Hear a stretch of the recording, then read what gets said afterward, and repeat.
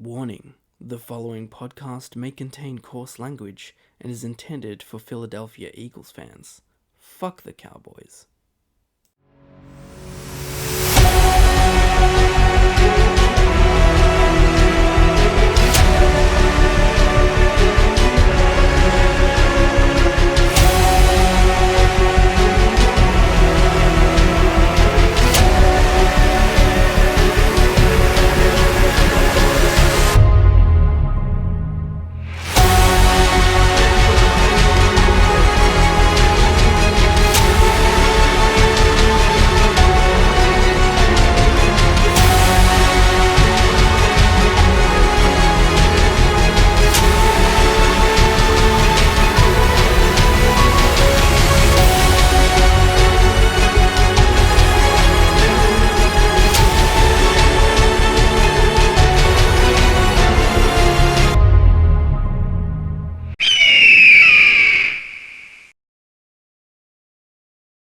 Hello and welcome to episode 5 of the Birds Locker podcast from the locker room. This is a pre-game episode for the Week 17 Eagles vs Cardinals game at Lincoln Financial Field. Before we preview the game, we'll take a look at the injury report. For the Eagles, Darius Slay is out with his knee, which was expected. Zach Cunningham is questionable with a knee injury, but is likely to play on limited snaps. Albert Okwuegbunam, which I hope I've said that right, is questionable with a hamstring injury, likely probably won't play much anyway. And then we have 3 ins. One is Nicholas Moreau, who has an abdomen injury, who was battling with that all week, but he will play. Landon Dickerson is back from his thumb, really shoring up the offensive line. And the big one, Avonte Maddox, is back after being out since week 2, which is a huge boost for the secondary. For us, this is good. This is good news. We're getting healthy at the right time of the year. We get Slay back hopefully next week, and we're pretty set. As long as we don't suffer any injuries through the games, we'll be in a good position walking into the playoffs, especially for the secondary and offensive line, which they've been a bit sort of down in the last few weeks. We'd like to see them shore up coming into the business end of the season. As for the Cardinals, Marquise Brown has gone to IR. He is out. Jonathan Ledbetter is also out. Leki Fotu is out. Owen Papau is questionable. Bobby Price is questionable. Garrett Williams is questionable. And Kyler Murray is also questionable. Now, as for Kyler Murray, he was listed as questionable with an illness. They believe he'll play. They don't think that it's anything too serious with him. Marquise Brown was second on the team in receiving yards. Him being out is huge. And yeah, big loss to a struggling team. And although that doesn't look like a big injury report, they are missing a lot of guys on IR at the moment. So it's a pretty crucial thing for them. All right, let's get into a game preview. Last week we broke the losing streak of 3 games in a row, and we're coming off a win, albeit a frustrating one over the Giants. A tale of 2 halves, one really good half, one pretty disappointing half that we would like to really improve upon this week. Dallas won today, which means that Detroit losing is the key there, which means we can climb to the number 2 seed with a win and potentially number 1 seed pending the result of the 49ers and Commanders game, although highly unlikely the Niners drop that one. But the result of that game with Dallas winning means that we still need to win out. Dallas are hot on our heels now, and us losing would be detrimental to the rest of our season. We happen to face the lowly 3-12 Cardinals at Lincoln Financial Field on Sunday at 1 p.m. As for our game fit, we'll be wearing our midnight green jerseys with the white pants. Looking at our opponents, the Cardinals are 3-12 on the year. A very disappointing season, and they had a disappointing season last year. I think they were very much hoping for more after their season in 2021. The injuries are piled up across the board, and they're pretty much an underwhelming roster as it is, so it's not really, it's a very bad situation for them. They're marginally better at home, as they're 2-5 versus 1-7 on the road. And the big thing about this week, we are facing our old defensive coordinator, Jonathan Gannon. I don't know how the rest of you feel, but personally, I'll never forgive him for that awful scheme and defensive play calling in Super Bowl 57. I believe it was a key reason why we lost. And I think that he had already had his foot in the door in Arizona and wasn't putting enough attention or effort into the Super Bowl, which I will never forgive. I hope we do as Nick Sirianni said and make this as uncomfortable for him as possible. Now, taking a look at where they rank.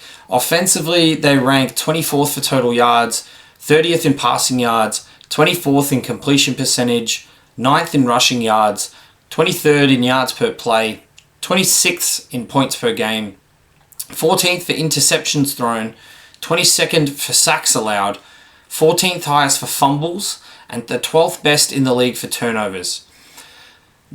Looking at that offense, they're a horrible passing offense. And they just lost their second highest receiver in yards in Marquise Brown, just to make matters worse. The big reason why they are bad at passing is they're bad at pass protection. Although Kyler can be shifty and buy time, they're just really struggling to keep the quarterback safe, and it's not giving them time to throw. That said, though, they can run the ball quite well. They're third highest in yards per attempt in the league at 4.9. And they do put up okay scores from time to time. They've scored over 20 in 7 games this season, which is not bad for a team that's struggling at 3-12. They don't turn it over too much as well, but they don't take big chunks of yardage either, so they don't threaten you a lot as an offense.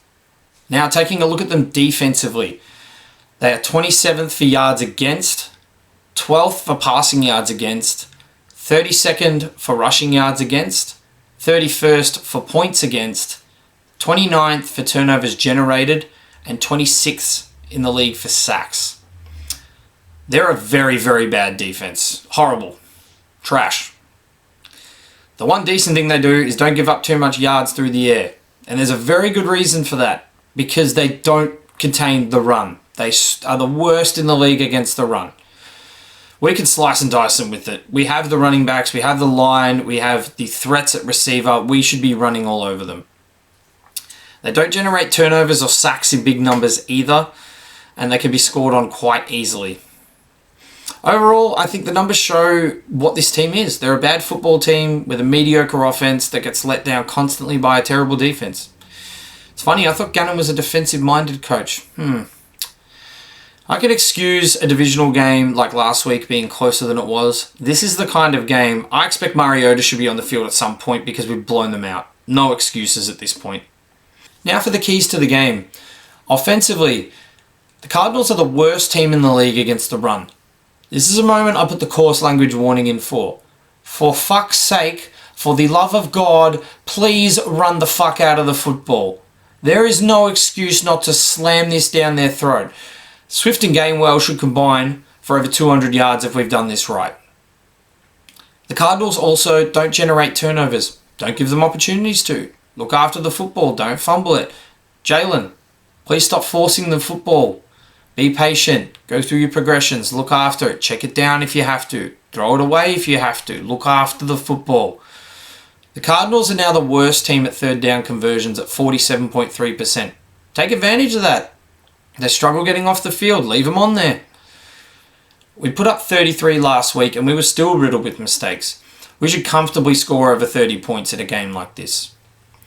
Defensively, they can run it and run it well. Don't let them get that going. It's the one area of that game that they do at a very good level. The D-line and linebackers need to force them into passing situations. We force them into passing situations, they're not good at it. They aren't a great passing team. Put us in good shape to get us off the field if they're passing more often. They do give up a decent amount of sacks, and to be honest, we're still waiting on this D-line to pick up their production. They have been slacking the last probably 4 games. Look for those guys to get into the backfield, make some noise, get up and about. The Cardinals do not turn the ball over too much.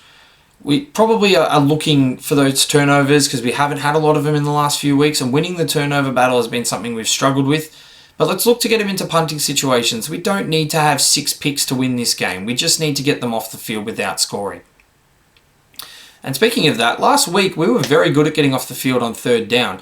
Not so much on fourth down. We did give up 3 out of 5, but we moved in the right direction. We were in the 28.5% compared to where we were prior to that week. We were in the 48% mark. We should look to get off the field more often and get that number down and keep moving in that positive direction. Offensively, the Cardinals average 18.3 points per game. If we keep them to this sort of total, it should be smooth sailing for us. Players to watch. It's going to be Jalen Hurts again. I thought he was better last week. He still threw a really boneheaded interception. He really needs to eliminate that part of his game because you take those out and the Giants wouldn't have even stood a chance. It was that pick six that really turned the game and gave them a shot. He just needs to keep moving in that positive direction. If we can get him as close to where he was coming into the playoffs last year, that would be ideal. As I mentioned that this was a terrible run defense team, the Cardinals. It's going to be DeAndre Swift. He's fifth in the league in rushing, and with us screaming for more of running of the football, saying he hasn't got it enough. This is the kind of game he should be licking his lips at. We should be feeding him. Go eat and move your way up that leaderboard. It's a big week for Kenneth Gainwell as well. He was great last week. 9 touches for 79 yards. Especially after his up and down season is fantastic. Build upon it. We need players to go on a big run and players to step up. Why not him? This is the worst team at giving up rushing yards, so take those yards and take those opportunities. Big week for Devontae Smith. He looked very annoyed post-game about the offense. I look for him to not just complain about it, I look for him to be the difference. Not talk it, walk it. That's his kind of attitude. I think he's a big part in this offense getting back on track. Jalen's got to look for him as well. Josh Sweat, he's another one. He was questioned during the week about his lack of sack production. He hasn't had a sack in the last 6 games. I think that he's a very capable player. I can't imagine him being down for too long. I think he's due, and we really need his best coming into the back end of the season. Another one to watch, Keely Ringo. He's coming off a fantastic game. He got more snaps and more opportunities, and he just took the snaps and took the run and just went with it. He hasn't allowed a catch yet, but he has caught a ball of his own with the game-ending interception last week. Those snaps will be there while Slay is out. Give the team a reason to play you over Bradbury when Slay is back. Big week as well for Shaq Leonard. They run it and they run it well. He had a great game last week, starting to look comfortable.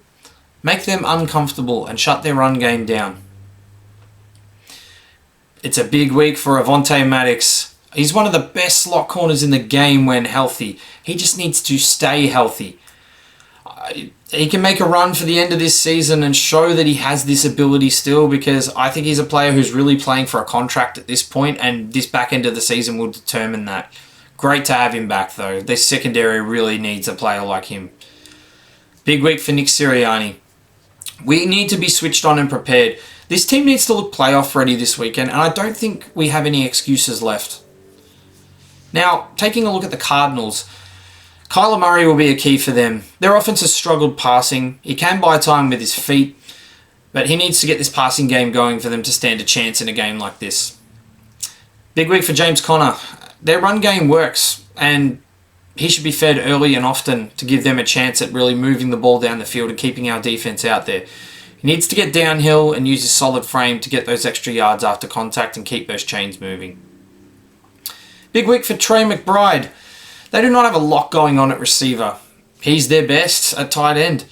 They need to get him in matchups that are suitable and ones that he can take advantage of and just feed him, because he's going to be the one who can maybe move the chains for them in the passing game. It's a big week for Dennis Gardeck. He had a phenomenal start to the year.